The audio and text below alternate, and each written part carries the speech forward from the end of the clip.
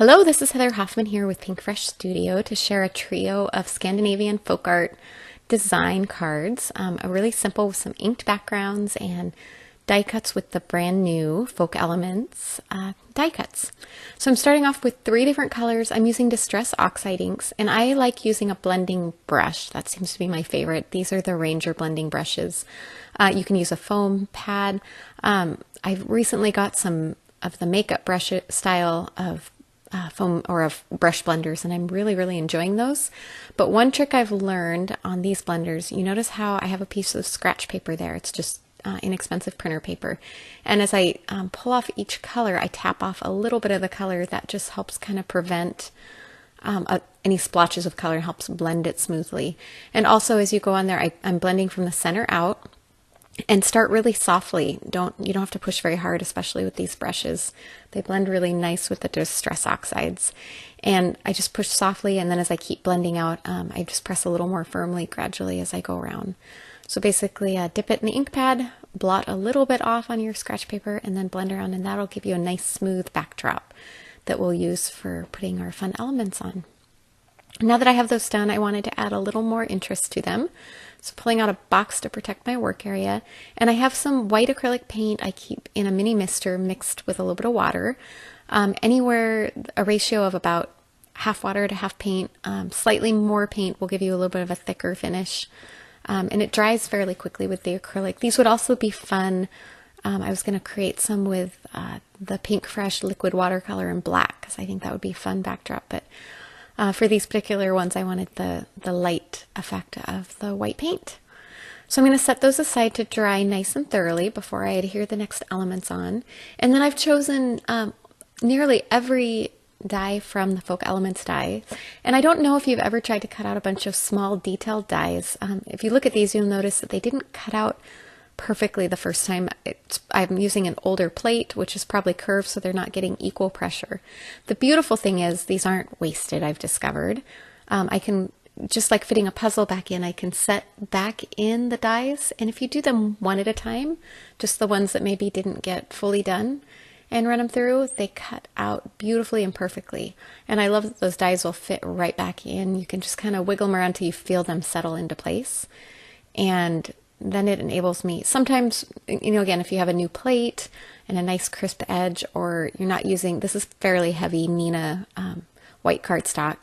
So if you were using a thinner cardstock, it might cut fine the first time, but I just love this trick sometimes when I'm cutting out something detailed, then I know I can fit it back in, run it in again. If it's a big die, I can use a metal shim to get those extra little pieces out, but I haven't wasted all the effort of die cutting to start with.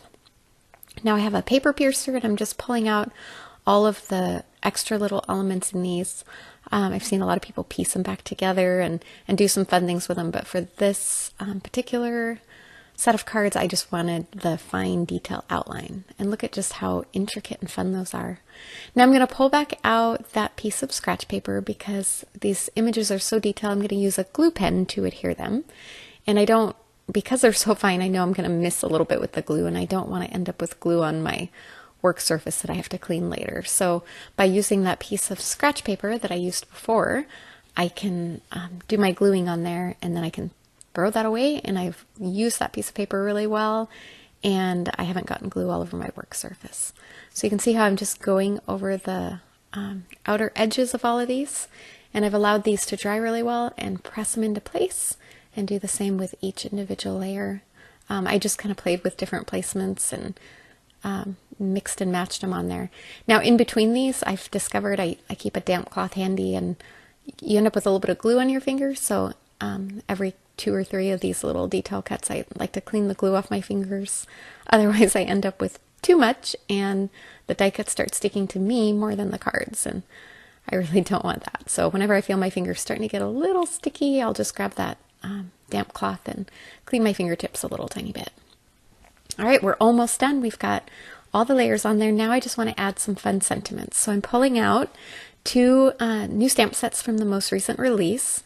The first one is Oval Foliage stamp set, and then the other one is Heart and Soul. And both of these stamp sets have so many beautiful, fun sentiments, and I just love, I could kind of mix and match and pick which ones I wanted. And I like to lay them on there, kind of plan where I want them. And then now that I've gone to all the work on these cards, I like to use my MISTI to stamp the sentiments because I know it's going to help remove that margin of error. I'm not going to make a mistake on the last step of these cards when I'm almost done. So I'm stamping them really quickly.